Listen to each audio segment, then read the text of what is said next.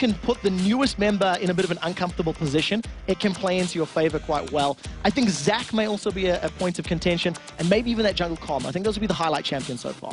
Well, so far you're not too far wrong in there. We're going to see Sona banned out here for EG along with Shen, Malphite towards Wicked, Thresh towards Crepo, and Ari against Froggen right now for Gambit. That's actually a very brave call, or a pretty directed ban from Gambit, the Malphite.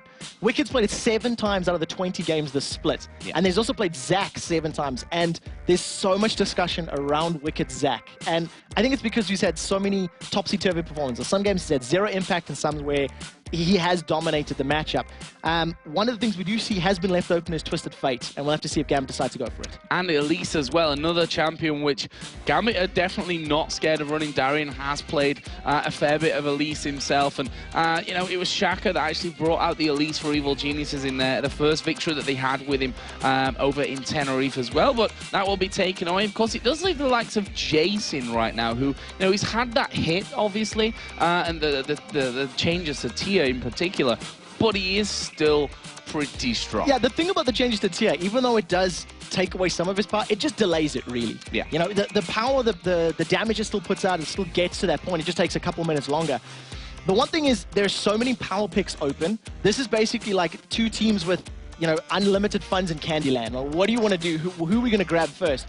And I think EG are talking about Jace, talking about Twisted Fate, maybe even talking about Zac, because we know how much Wicked does like to play those comfort picks. And I think that's where all the discussion is for the team right now. And what's the Zac pick up then? Obviously going with the Nami as well, which we skipped over. That's going to be for Crepo after that Thresh was taken out, after Sona was banned out. So interesting to see where Voidal goes with this one. Right now, Gambit are going to go with Jarvan and Twitch. Now, Jarvan is 100% win ratio here for Diamond, and that's 5 games out of 5 he's won with Jarvan. That's some great statistics. Even more importantly, denying that from Snoopy is even bigger. Snoopy, a player that hasn't necessarily had the ability to make impacts in games on many other champions to a same level that he has had with that Jarvan. We have been seeing Shaka trending towards the Xin Zhao in the Jarvan as his sort of primary pick, so that might be a consideration here for EG.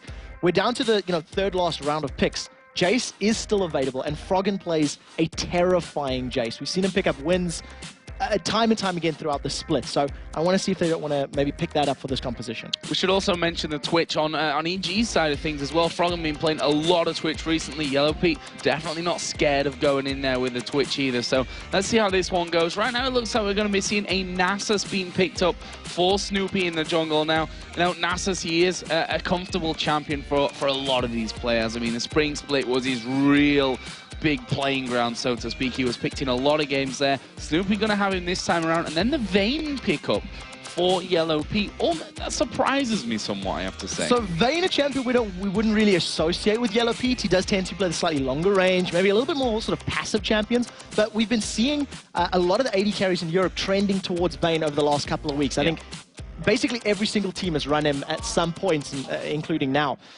EG's composition doesn't really have a lot of very obvious synergies, but they can complement each other in certain ways. I want to see how much of an impact Snoopy's going to have against Gambit, because Jarvan is a pretty hard counter. You lock him in Cataclysm, you knock him up with the EQ combo, and you just walk away. And we'll have to see how Snoopy finds his engagements. Well, let's see, Gambit not messing around here with the picks. For me, that looks like they've got a very solid plan that they're sticking to for this one. Orianna coming out for Alex Ich at this point of things. And we wondered, we saw him back in Moscow picking up Orianna for pretty much the first time that we've really seen it. And he was absolutely terrifying. Went on to play another great Orianna game after that. He's going to have it here as well against EG. Question is now, what is Froggen going to go for in that mid lane against the Ari? The world is his oyster. You know, Ari was banned out, so it would have been the counter that we've been seeing. Whenever Oriannas are locked in, we tend to see Ari being the counter pick, just trying to, avoid the ball as best as possible and try burst them out.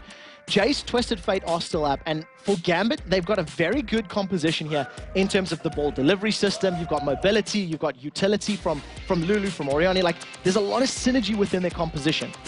At the moment, Froggen was thinking about the Anivia, and I'm happy he swapped that over because he's had very poor results with Anivia. 0 wins. I think he's played it three times the split already. So swapped it out, going to go to that Kassadin, which is another champion that's been picked up and trending everywhere at the moment. Even over in NA, Cloud9 is starting to play Kassadin, and their reason for it? EU plays Kassadin.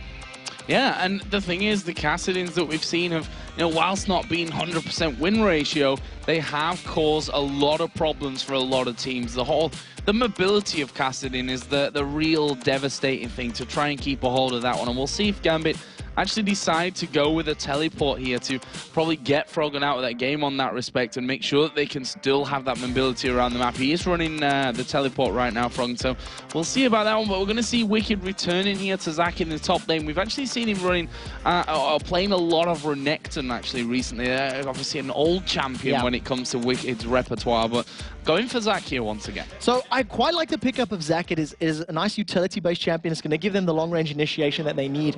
And for a composition like this, with the Zach, the Nasus, the Kassadin, and the Vayne, it's actually a little different to what we usually see from Evil Geniuses. It's champions that I wouldn't necessarily associate with the team in that order. So we'll see how well they can make this one work out for them. It's do or die time. They are still in the playoffs, which is great, but they want to be getting that higher seed so they can basically guarantee a spot at Worlds, or make it easier at least.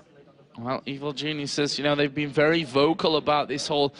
we've been very vocal even about the whole 6-man roster really that they're going with there. That's obviously to discount and rated from the actual roster itself, who's doing a lot of work behind the scenes when it comes to the analysis and preparing the team and, pointing out their weak spots, which is what someone who, an ex-Fnatic player can come into Evil Geniuses and probably do really, really well. And we'll see how well it works out for them, because, of course, the analyzing of the weak spots is fantastic. If you've got the theory crafting, you have to implement it in the matchup. And I guess it's it's perform or notch up another loss. The one thing that we are noticing as the loading screen is coming up, Gambit do not have any exhausts on their team.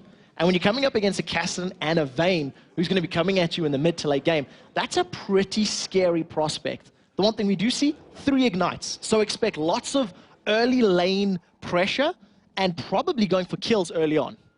No teleport, though. We shouldn't point that one out. Froggen did go with that teleport here for Evil Geniuses, and we are in-game then. So let's have a little bit of a talk about level 1 here, because if you look over for EG, you've got the bubble, which is the real thing that stands out CC-wise across pretty much both teams. Obviously, you've got the cocoon in there for Darian that could get involved as well. And in terms of both of the teams, you do have some hard CC, but it's very risky for both prospects. If Darian wanted to start with his cocoon, could lock somebody up. You have the bubble, you have glitter launch that could work out. But it's because there's nothing to follow up after that, I don't think we're going to see any sort of level 1 type of pressure or diving onto one another. I do want to remind everybody that this is on 3.9. Crepo's been caught out. The flag toss goes down, manages to get away. He's got his flash available, but that's a lot of damage early. Yeah, damage coming in, but you can see that going to be able to walk away, drops down that bubble there in the end. Not using his flash, which is the real key thing in that scenario, making sure that he's got that one for later. Gambit all up in EG's jungle. Yeah, we actually seen that was Crepo just trying to get a ward. It wasn't even too deep of a ward. That was just on the opposite side of the river. Takes all of that damage and decides to, manages to get away. If Gambit had been tighter stacked, or if Gambit had been poisoning themselves for a red buff invade, that could have been first blood. So things quieten down here for the start of things. Looks like we are going to be seeing those lane swaps coming in, which, funny enough, will probably put us back to the standard 1v1 down in the bottom lane this time with the Elise versus Zach, and then the duos going into the top side. But right now, Evil Genius is coming over to the blue buff. They've got Snoopy there. Voidal actually checking out here in the brush, and we'll see if he's able to do enough damage to force them off. So we see right now the rest of the lanes have not responded until this very second. Genji is slowly moving down. The bubble from Crepo will hold Voidal in place, but Snoopy manages to steal away that blue buff, and that's a very good early play. We'll see whether or not Diamond responds in kind by going to EG's blue. Well, I certainly would expect him to do that one, and we can see on the minimap that he is going to be crossing over right now, up at level 2, of course, after taking his red buff, and is going to be sliding straight through from that one. Don't really see too much pressure coming back from Evil Geniuses to stop this one going down, so it's going to be a pretty standard trade here on the boss. Yeah, they don't have the numbers advantage on that side of the map, so even if Gambit wanted to reply, Darian would have to take a very long walk, or Alexich would have to step back from the early game presence against a Kassadin, and basically because Kassadin gets that power at level 6, you want to shut him down as hard as you can as early as possible. The one thing that was great there from Diamond, he even steals away the big wolf. Yeah, taking away most of that camp, and we'll leave a little bit less for Snoopy to come back around on. We can see here Alex in that mid lane, starting out Crystalline Flash, the Doran Shield start for Froggen, which become more and more popular here, just for the fact that, especially with Kassadin, that you're gonna have trouble, especially against someone, whilst not being AD based. But those auto attacks from Orianna do hurt, and Kassadin struggles to get in there and keep that farm up with a constant harass. Yeah, Orianna in particular, I stand to be corrected, but I think she's one of the only champions that all 5 of her abilities, the passive +4 scale off AP, and that additional on-hit magic damage hurts a lot at early levels.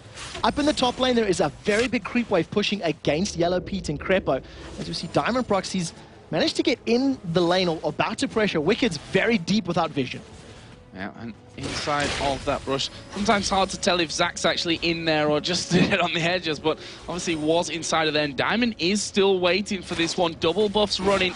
Will he be able to get in onto Wicked, who's now up towards level 3? As Froggen actually going aggressive here on towards Alex Ich. And as you can see on the minimap there, we saw the back off from Diamond down in this bottom lane. So he's not going to get involved there. May have to come over and cover for Alex Ich, who's a little bit out of position. Yeah, Snoopy was concerned about chasing the jungle for the double lane, but we do see Alex and Froggen going toe-to-toe. Here come the junglers. A flash away from Froggen. Flash away, and now Snoopy a little bit out of position with this one, but he should, by all rights, be safe from that one. Froggen going to be forced to recall on that one, and that's going to give Alex even more time here to build up something in this mid lane in terms of farm. The top lane, the duos, Genja actually stealthing up there to going on towards Crepo. Interested to see how this one all breaks down. We can see that Yellow Pete, as we said, not exactly the vein. The teleport is coming in here from Froggen, only at level 4 right now, though, so not really able to follow on with the damage after that. Didn't have a flash either. Voidal was sitting in the bush when the teleports got started, so as he was backing away, managed to see the animation and got cleanly away.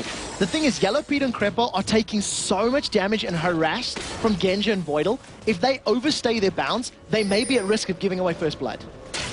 Well, let's see about that one. A Snoopy going in on towards Diamond. Does have that red buff still up to him. Obviously took it a little bit later than Diamond, who started with his red. But in the end, no first blood coming in after 5.5 minutes from this one. And I think a lot of the games that we're going to be seeing this weekend will be very similar in terms of we're at a very risky point of the season to be making mistakes. Yeah, there's so much on the line right now that they simply can't afford to get caught out.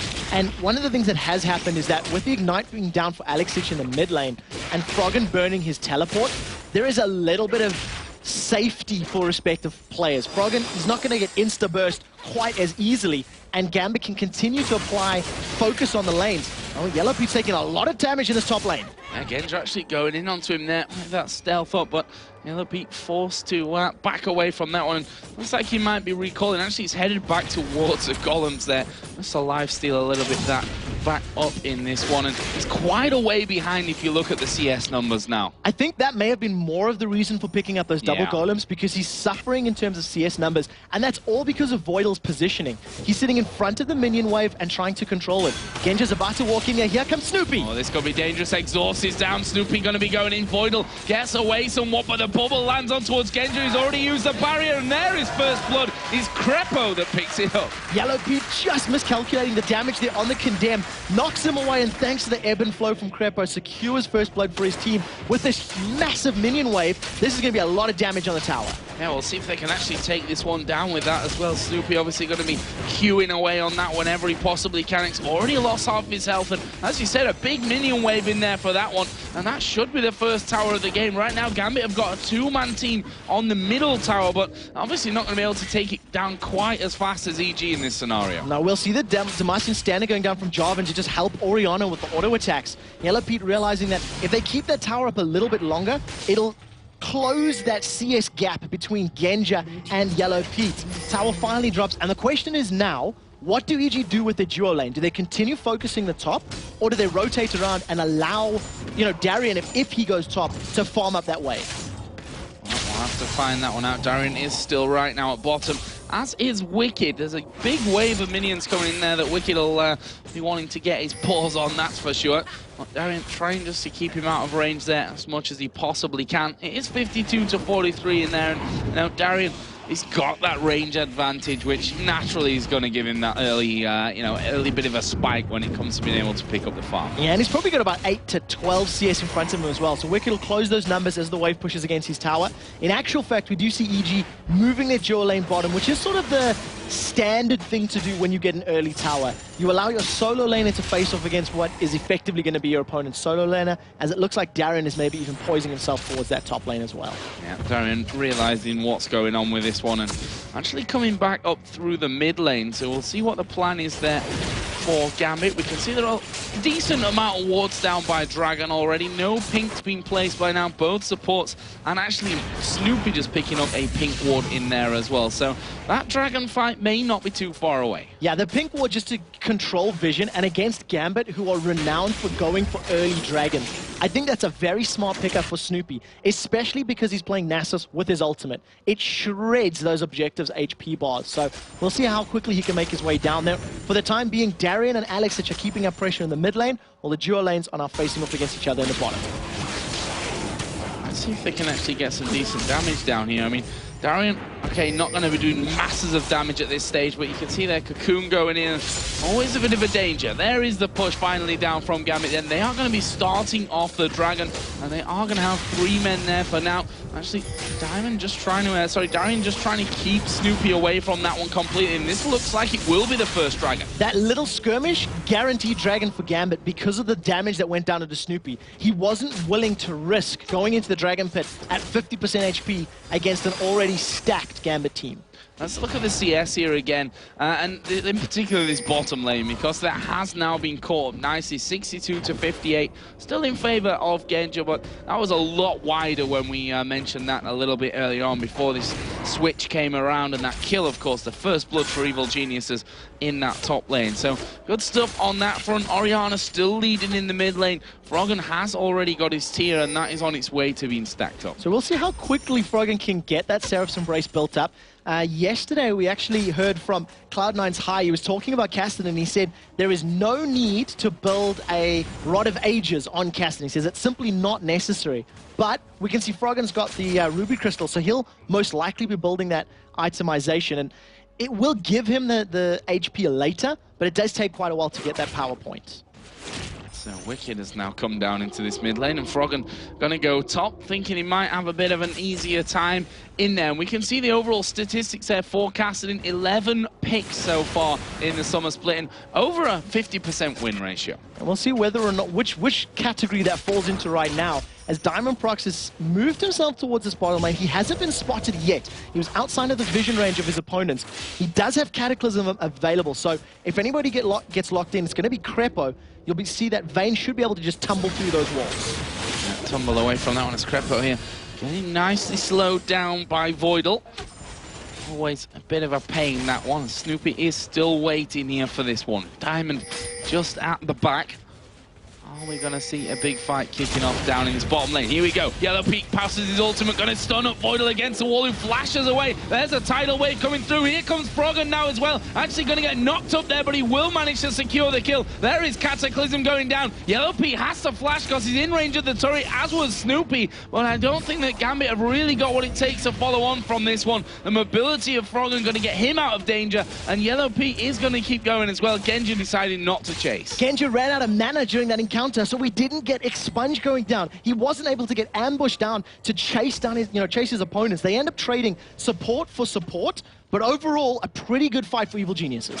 Yeah, that kill coming in for Froggen, something that, falling behind there, he'd definitely be very happy for. That's given him that catalyst to protect her. So we'll see how quickly he can get his tier charged up and his items completed, because that's when those Castellans become terrifying. Diamond Prox is just trying to babysit Genja now. With the minion wave being so far pushed against Genja's tower, it almost gets a knock-up. Yellow Feet very cheekily tumbles away. Yeah, he was obviously stood on a wall there, so he knew exactly when that was coming, trying to bait him out of that one completely. And Pete decided not to go back from this one. He decided to stick in that lane and make sure that he doesn't fall further behind and almost get back to square one, which he was in before they got that first blood up in the top lane. One thing we have to keep an eye on this bottom lane is that both Flash and Barrier are still available for Genja. So if Voidal is able to put some more poke down or find Yellow Pete or Crepo out of position, we could actually see Gambit going in because they know that the exhaust is down for their opponents, so it could play into their favor. Well, let's see, Crepo looked like he was just going to maybe put a ward down in the tri-bush, make sure that Diamond doesn't come sneaking down, and that's exactly what he will do from that one. That's up in this top lane. Similar things being done by both Froggen and Darian there to make sure that they've got that vision. Snoopy is waiting here inside of the brush, and Darian might find himself in a little bit of trouble. Where's the rappel? There it is, coming down onto the back line there, that final minion, but will he be able to get away from Froggen? He's going to use a flash from this. No tower, of course, behind him. Here comes Wicked from the side. Can they lock this one up? Let's Bounce being used, and there is a second kill for Froggen. Very well played by Evil Geniuses. Froggen and Snoopy setting that one up, and Wicked just closing the kill. Very crucially, he didn't even use his Ignite. He could have guaranteed that kill with a Summoner spell, but realized they had the damage with Let's Bounce and the Rift Walk to chase it up. It also sets them up to steal this blue buff now. Well, Alex just had his ward taken away, still waiting in there. Let's see if he goes in, throws the ball. A little bit too late though, Snoopy gets that one away. And Diamond Prox instantly responds. There's 3 members top, he's got enough damage done, plus his Smite available to steal this blue away, and they end up just trading buffs for the second time this game. Well, if anyone knows how to take buffs away, it's probably going to be Diamond at the end of the day. And Alex saying, well, that's actually worked out better for us in a way, because I've got this blue buff. Froggen's going to be nowhere near that blue buff. That's gone to Snoopy instead. So quite happy with that trade, Gambit, I'm sure. Yeah, the next couple of minutes is definitely going to play into their favor. And with Alex already having a 60 CS advantage over Froggen's Kassadin, it is something that's very good. We should actually take a look at the gold, because even though it is 60 and that looks terrifying, it only equates to around 450 or 500 gold between the two champions. So it's not quite as scary as the numbers appear to be. Froggen now got that blasting one in there, and there are the numbers for you. So see that one and how it's all working out. Pete right now 10 CS behind, and as such around about 400 gold behind from that one as well. 2 assists on Pete, not really bringing him quite up to that level that he would have hoped by now, but Froggen's certainly been kept in that one with the kills, that's for sure. As Wicked here taking a lot of damage from Alex, and that's the problem that they're going to run into with this one. Got that blue buff on now, Alex. His next couple of minutes going to be very nice for him. And right now, Genja's in such a good power position. He has his Blade of the Rune King already completed. Yellow Pete is playing very dangerously here because he only has the Bilgewater Cutlass. He's got enough money to finish the items, but for this little period, it's Genja in the power position. Well, as we say that, of course, they decide, you know what, let's equal that one up and go back and pick that up. So here's Dragon number 2 just spawning in Gambit. No real surprise, they've got the timing down to absolute perfection, and now that aggression alone from Genja has taken EG out of the bottom lane and given Gambit even more safety on the Dragon. Yeah, and Yellow Pete was sitting on the money for a while. He had about 400 or 500 gold extra. He could have finished his Blade earlier, which meant if he had done that, purchase, they maybe could have challenged for that Dragon, but Evil Genius is not in a position, didn't have the timer for it, and effectively just gave that one away to Gambit for free.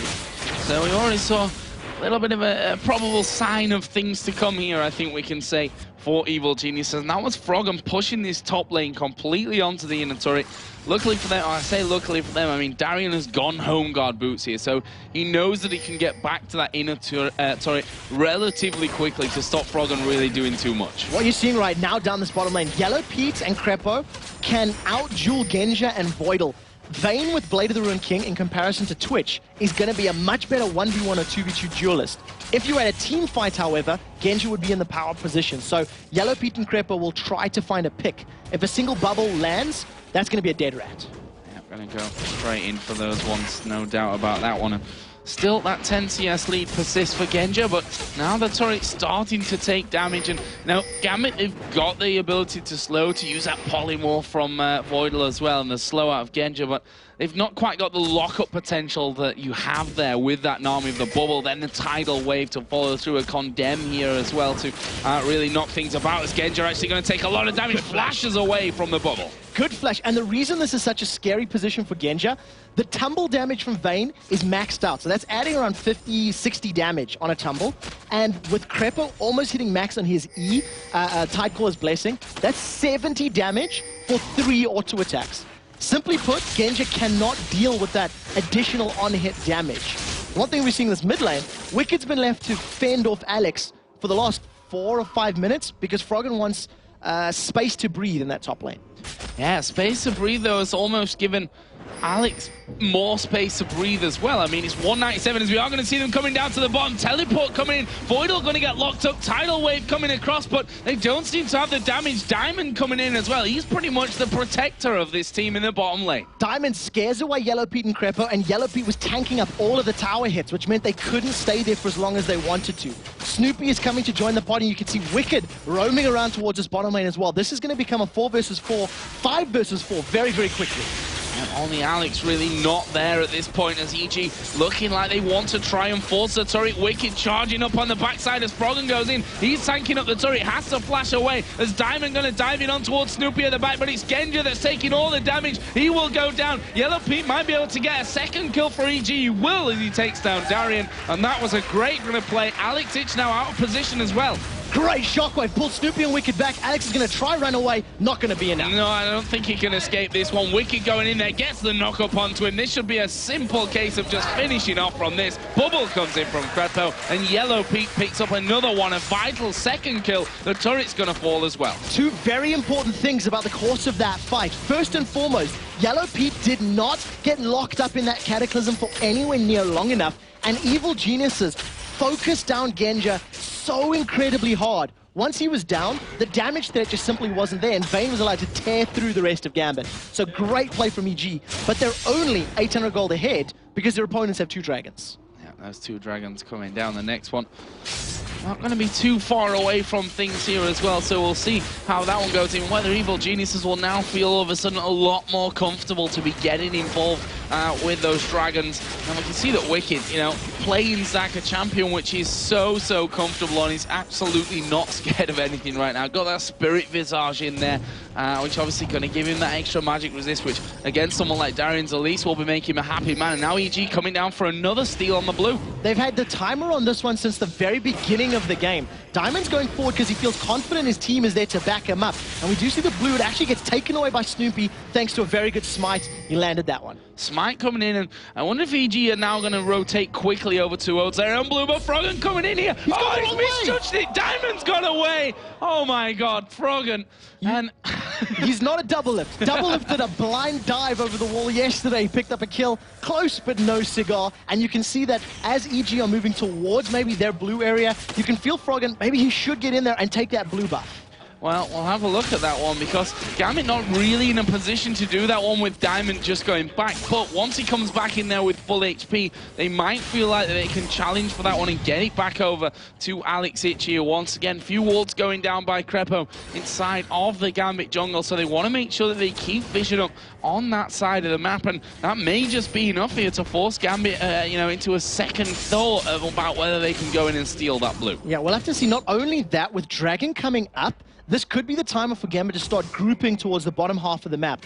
Darian, if he recalls, has got those home guard boots that he can run down very quickly. And you can see that with Crepo, he's been warding up. Oh, Genja's been caught by Yellow Pete. Oh, Yellow Pete popping the ulti. Genja just stealthing away from that one and saying, nope, you're not going to catch me out. And Lulu actually coming in from the back here. Voidal going to look to support his teammate. But we've got that Zeal now added in as well. And we can see the Evil Geniuses are doing their own blue buff. So unless Diamond's able to sneak in there, he'd actually just put a pink ward down by Dragon. Decides not to. That's a blue buff. Finally on their own side of the map for EG. And for the first time in a long time, EG now have timing and positioning and vision control to play for this Dragon. They delayed picking their blue buff earlier because they knew roughly when Dragon was coming up, and you can see Crepo, he's placed a string of wards across the map, which are now routinely being taken out by Gambit, which signals, hey, Dragon's coming up. Teleport is not available for Froggen, but will be shortly, so this could become a next big fight for both teams. Bit of a pink ward war going down there as Crepo choosing to put his pink in there instead of actually going with the Oracle for that one, which obviously now in 3.9 persists through death, so a little bit less risky to do something like that, but you don't want to give a kill away whatever the weather, whether you've got an Oracle or not. So Dragon is available now. Both teams going to dance around this one. Froggen not quite there, but look at his cooldown on teleport just come off, so he can get involved. Okay, so the key to a team fight here for Gambit is if Evil Geniuses go into the Dragon Pit and they stack up for an Orianna ultimate hit on 2 or 3 of them, that's going to be scary for EG. the Orianna ultimate plus Twitch spray and pray will tear them apart. What you do see though is Gambit get positioning, and they take down the tower in mid. They've caught our Wicked. Yeah, they've caught our Wicked. He's going to try and let's bounce himself away from that one. The Ignite not quite enough to take him, no, or at least pop his passive from this point, as we see Diamond here inside of the jungle going in on towards Snoopy and Crepo. Crepo decided to flash away from that one, and Gambit decided not to follow in. Now EG are moving on to this bottom side. Are we going to see him fight again? Teleport is up if Frogger wants to join. Tidal Wave is available here for Crepo as well. So even though he's taken damage, if they can kite, if they can stay spread out, EG can maybe make something work. Here comes Frogger. Frogger in from the side. They managed to catch Alex Ich there in all kinds of trouble with the bubble, but the wild growth goes down. Crepo's a dead man. He flashed earlier on, don't forget. And now Yellow Pete on the bottom side. He's already lost 2 teammates in this fight. The Dragon looking like it should be in there for Gambit as well. Will be smited away by Diamond in the end. Wicked is still there. Alex going very low. Frogger going to come in and assassinate him. Can they get any more from this one? Darian going super low as well. That will be a kill this time for Wicked. As Yellow Pete has come back into it. Genja goes down before he can stealth up there. The flash is coming out, but Void will get slowed. He's a dead man as well. Frogger now unstoppable at 5-0-4. Brilliant comeback from Evil Geniuses. The start of the fight was questionable at best. They went into a team that was stacked and grouped up and just got collapsed on. But the kiting power, they stayed split up. You had Froggen in the top, Wicked directly in the middle, and Yellow Pete just backing in and out long enough for them to close up, picking up a tower and 4 kills. Well worth that trade. Yep, and this one should be going down as well here, tanking that one up as now Wicked has even got his passive to rely on. Doesn't quite need it there though. Will be able to just simply walk away from that one. So, funnily enough, it was Wicked who got low at the start of that very encounter between the outer and inner turrets in the mid lane. He had the time to get back into it, and the tankiness of him and that, you know, the let's bounce, which did a great job for them earlier on there, or for him to escape, obviously wasn't available, but the fact is that he's still a menace with the knockup that he has from the slingshot, with the slow that he's got as well. He can still lock people down. The carries, the important players for Evil Geniuses were alive. Zac, Cassidy, and Vayne. And they did not stay stacked up long enough for the team of Gambit to focus them down. Gambit looked towards one target as Wicked jumped in, and it allowed Froggen and Pete to just deal damage from the sides. Then the second that Pete and Froggen got looked at, they just went, nope, don't want none of that, backed away, and came back in as Gambit were split focus. So as long as EG can keep controlled chaos like that, they can continue winning team fights. So, 25 minutes in, as the chaos breaks a little bit, it gives us time to look over where things are. Evil Geniuses, pretty much for the first time here, I think, since First Blood, have themselves a nice gold lead. It's only 1,000 gold, though, which is definitely nothing to really write home about. But they got in there. They know the timing on that last dragon. They know that they can fight for them now. They've got 3 turrets to their name as well. And if they have control, I think this middle outer turret here for Gambit may be crucial in them holding on to this game. The one thing that's very important about that middle tower for Gambit is if it drops, it allows this incredibly mobile Evil Geniuses team access to the jungle even easier.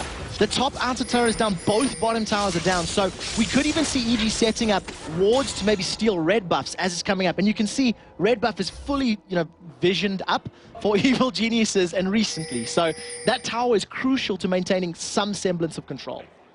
So right now EG just backed away from that one, I think, realizing that we probably can't, with 3 versus 4 or 3 versus 5, be sticking around there for that mid turret, but they're going to go for the fight here. Darian taking a lot of damage. He gets wild growth up. Yellow Pete caught inside of the Cataclysm, but that's going to be the death of Diamond Prox, as Wicked is finally going to get Cell Division pop, but something tells me EG not done yet. They get away. They flashed away, tumbled away from the shockwave. That could be massive here. Can EG keep pushing around? We see there that Genja coming from the top side did pretty much nothing in that fight. 1 for 0 in the fight. They got the Cell Division. Now Froggen is playing brave because his Riftwalk is available, as is his Flash. We'll see whether or not EG continue the number focus in the mid lane and try to take down the tower. That's what they really want. They want that objective very hard.